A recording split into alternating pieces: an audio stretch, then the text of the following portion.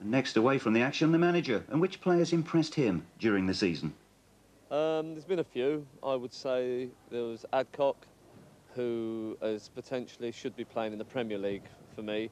He lacks just one little thing that I think that has let him down this season is just a bit of consistency.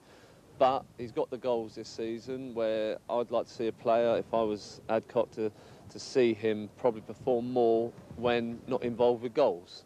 But he has got a potential to even play to his 33, 34, I would say. Bennett has been magnificent this season. He's done very well for us. His hands are magnificent. His saves for us this season has kept him in games at times and done very well for us. Bradshaw, the second half of the season, has done very well. When he came here pre-season, he twisted his knee a little bit and we couldn't find what was wrong with it, which took him a little bit of fitness to get up his fitness. And on the strength of that, he's come on, and as the season went on, he got better and better. And towards the end, he was probably one of our better players. The next game at Swindon really proved to be a one-horse race, but despite that, there was just the one goal, exquisitely made by Huddle and scored by Paul Bodin, a clinical finish from the Welsh international. A real roasting followed at Portsmouth. On 11 minutes, Whittingham turned in Walsh's cross. And then on 22 minutes, Chamberlain's shot was intercepted by Whittingham for goal number 2. 5 minutes later, and Price crossed for Guy Butters to make it 3. And then in the second half, Daniel crossed for Whittingham to complete his hat-trick. Local derby action next against Cambridge. One goal settled it, scored after 8 minutes by Worrell Sterling. And now the keeper. Ian, which performances do you regard as being your most memorable? Obviously, like when we played Newcastle down here, I had a good game there, and like say from David Kelly midway through the first half, and like, I was really pleased with like when you play your former club to do well against them, and like on Portsmouth away, although we lost 4-0, we played really well. We've worked really hard and we're a battling side. We never know when we beat. I think overall, I don't think anyone has any complaints with us, really.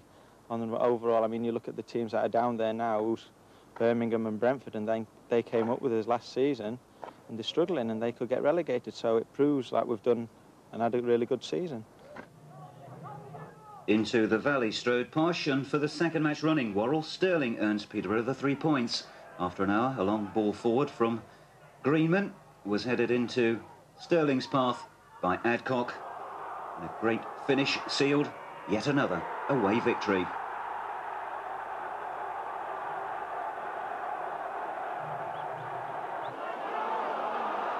Back to the ranch, and Posh in generous mood again. 1 or 2 near misses, shots blocked, all very untidy, but an unstoppable shot at the end of it all from City's Brian Tinian.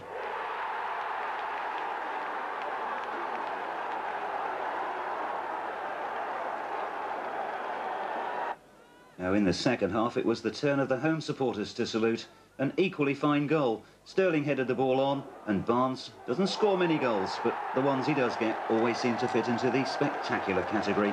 That was another one for the collection that earned Posh a point. On to Oxford, and Peterborough denied early on by the woodwork. But then on 34 minutes, the home side took the lead from the penalty spot after Greenman had felled Allen. Magilton made sure that Bennett didn't add another penalty save to his collection. 8 minutes later, and centre-back Andrew Melville forced the ball in amidst a crowd of defenders. 2-0 for Oxford, and in the second half it was almost 3. Bennett coming to the rescue. Posh's reply came late, 4 minutes to go, and Philliska crashed home a free kick, his 11th goal and his first since the end of February. Next, which matches did Gary Cooper regard as being the most outstanding? The best has got to be, I'd say, Leicester away, where we won 2-0, live on the telly. Obviously, beating Derby first game of the season as well is a highlight, you know. Some of the games to forget are Millwall away, I suppose, when we got thrashed 4. Newcastle away, but you're expected to get beat there, I suppose, you know. Very good season. You know, result-wise, I think we've let ourselves a bit down at home, you know, we haven't, but we've made up for it away from home, you know, winning 9 games, only bettered by Newcastle, so. Stand by now for what has to be the best performance of the season. Leicester pushing for the playoffs with 10 victories from their previous 13 matches. Swelled the crowd with their hordes of visiting supporters, but it was Peterborough who looked more like promotion favourites. Cooper pushed forward, Bradshaw found space on the left for the cross, and Philliskirk rocked Leicester by scoring the first on 19 minutes. The visitors down on the floor dejected, and 20 minutes later their supporters could hardly believe it. Great work from Sterling on the right, and Adcock was available on the far post to glide home his 19th goal. In the second half, Peterborough wrapped up a fine display when Bradshaw crossed from the left and Ebden stole in to score number 3. Next stop, Luton. No goals, and according to Fulchillo, for almost 10 years a Luton midfielder, it was a perfect result. And so to the final game of the season, Tranmere the visitors, and what a dramatic first half. After 41 minutes, a clash between keeper and striker in a chase for the long ball. Young Danny Coyne out of his area, deliberate handball. And after consultation with the linesman, the referee really with very little choice. The most unfortunate incident for the youngster. Initially, the referee dropped a yellow card, but it was a red one that he later produced. The rookie keeper was sent off, and Dave Higgins was the player who was nominated to take over in goal. And the substitute keeper's first job was to face the resultant free kick. A little bit of sympathy there for the young keeper as he leaves. So the free kick then for Peterborough, taken here by Ebden, and Higgins nowhere as Posh took the lead. And to be fair, the replay rather shows that it was a masterful set piece. It's doubtful whether Coyne or indeed any other keeper would have got anywhere near it. But as so often before, it was a lead that Peterborough was soon to squander. Just before half-time, Tranmere found a way back in when Chris Malkin rattled in a superb shot following an excellent turn on the edge of the box. That was a goal that looked just as good on the replay. So Peterborough reached the end of their first season in Division 1 in the top half of the table. All in all, a satisfactory campaign, a great away record, the home form patchy. Charlery, the Wembley hero, had gone, but Philliskirk had proved himself to be an adequate replacement, and the boardroom reshuffle had put the club back on an even keel. And now, the end-of-season view of the manager. It's all about over 40-odd games that we play a season, that we have to keep a consistency, and it's always the one who gives the most consistency over a season wins the championship.